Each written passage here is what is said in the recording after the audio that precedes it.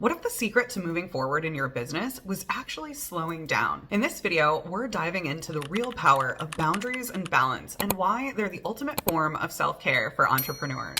Hello, my friends. Kristen Nicole Lobdell here with another weekly upload for you. Last week, after I created the video, I have been receiving undeniable guidance that I am headed in the right direction and I need to be doing this. And one of those things that happened was I saw a rainbow after I made my video last week. Well, this morning when I got up, I was getting ready, and my other half always calls me on his way to work, and he said, "Oh my gosh, there's a rainbow outside." And we don't have a lot of rainbows here in the Bay Area. It was just such a beautiful confirmation for me. Today, I want to talk about boundaries and balance. And that has been what I've felt guided to share. One of the first messages that I wrote down to share this week: embody the self-cared for solopreneur by putting yourself first so you can better serve others. If I was to sum up what I would want to share with you about boundaries and balance, that really encapsulates it. When you place boundaries in your life, boundaries can be a challenge to implement because it means that we have to say no to some things. And it's a lot easier to just always be that yes man, to agree with people all the time, especially as solopreneurs, right? We are service-oriented individuals and we are here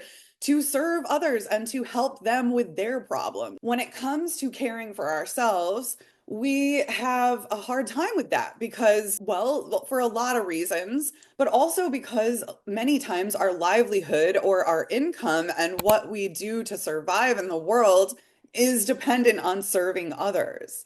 But there is a way to do that where we don't deplete ourselves of our own life force and sacrifice all of our own well-being just to make sure everybody else is all right. That example of putting on that oxygen mask first is just the best way to explain that. If you can't breathe, you are not going to be able to help someone next to you. You're going to be useless to anyone else around you. I just feel that self-care is something that has always never been an option. It's not a luxury, it is a necessity. But I think that as a society, we are getting to a place we need to prioritize that, where we are actually seeing why.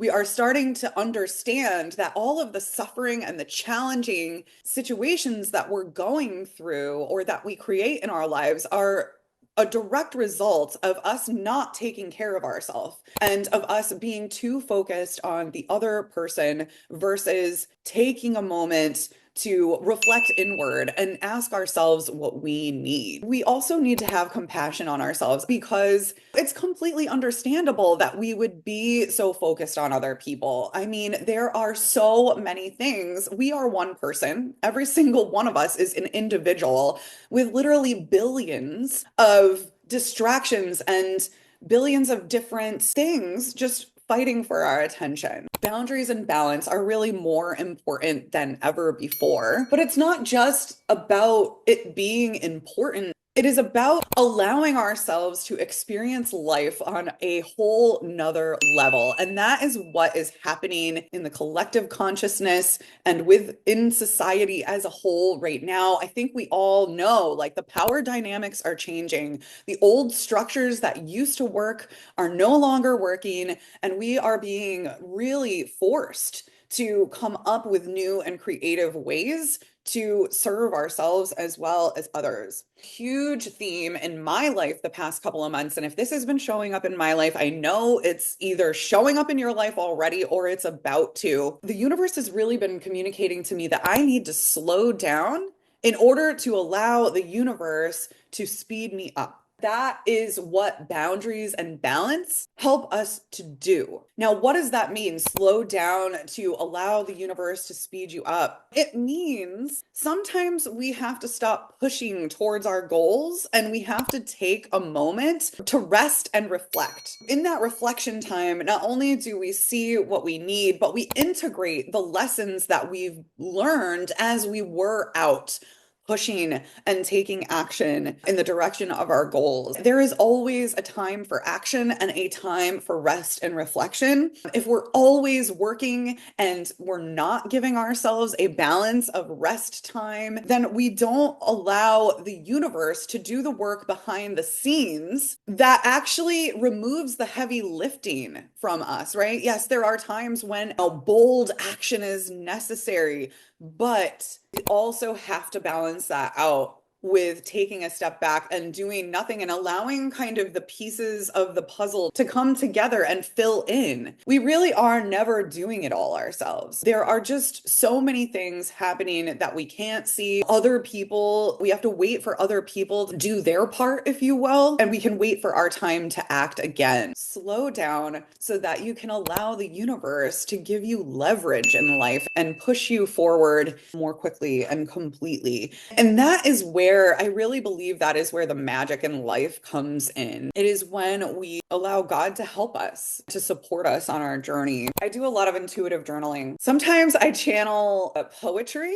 So I may actually share some poetry with you in some of these upcoming videos. I just channel messages, and I know that these messages aren't my words because what I do is I just free flow write and I don't think about the words that I want to say. I can tell the difference between intuitive and channeled writing by how much effort I'm actually putting in, kind of like what I was telling you about taking that effort filled action, which is necessary at times. That would be like when I'm editing a blog post or something, right? And I'm like, oh, that's not really how I want to say it. Let's see. How do I want to say it? Oh, ChatGPT, can you help me figure out and help me put them together in a sequence that gives off the tone that I'd like to come across? That's me using my logical brain to share messages. And I do that sometimes too.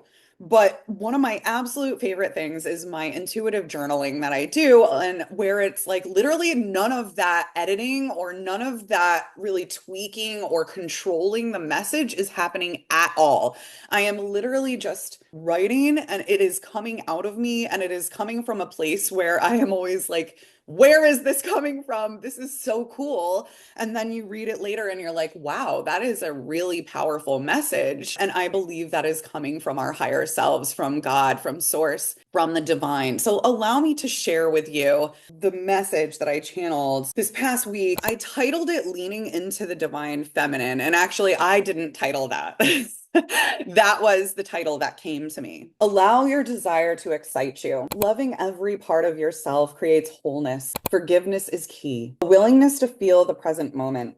Elevate the present moment with your enjoyment of it. Your joy creates wholeness. Find joy in every aspect of your life, even the pain. Create heaven on earth in your own life. You automatically know what to do next. Faith is the opposite of fear. The truth is now becoming clear. Desire is the hidden key, unlocking all your energy. When you do what you love, you replenish and re-energize yourself. You fill yourself back up. Pay attention to these messages. When you do something you don't desire, you drain yourself because you're going against the flow of what you really want. So when a situation makes you feel down and drained or just low energy, it can be a great indicator of an area where you're not giving yourself what you want. This is where you're resisting the divine feminine energy, and the key is to balance it out with the divine masculine energy.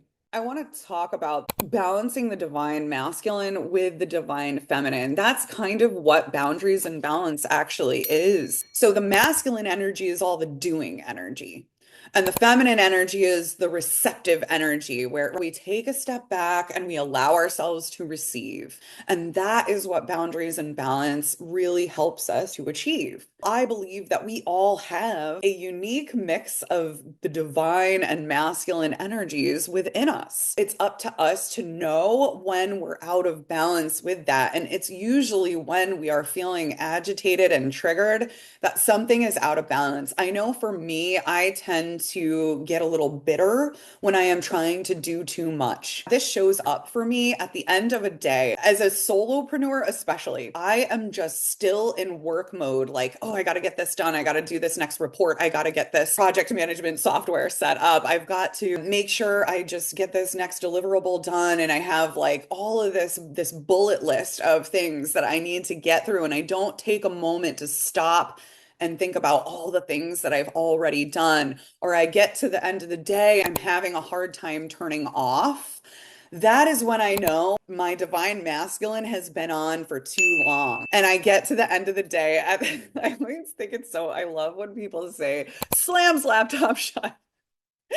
I like love that. It cracks me up. So I try to use that as like a cue word for myself. So at the end of the day, to turn off. If I start to feel that energy, I've been doing this enough times where I have like these little tools that I give myself. And that's one of the things. It's like if I start to feel like I am pushing way too much, it's like, okay, it's the end of the day, time to just be done with work for today. We can worry about this tomorrow. We'll pick back up where we left off. It's time for me to recognize everything that I did do, be grateful for everything that I did, and then allow myself that time to rest and recharge so that I can come back the next day stronger and do better. In summary, I really encourage you to look for places where you can implement boundaries and more balance in your life. Don't try to do too much all the time. Allow yourself to rest. Just really recognize like the good that you're doing, but also honor those energies within yourself, honoring the divine masculine and the divine feminine within you. You are a powerful being. You are magical. You really are. The fact that we even exist right now is magical. That's all I have to share with you today. I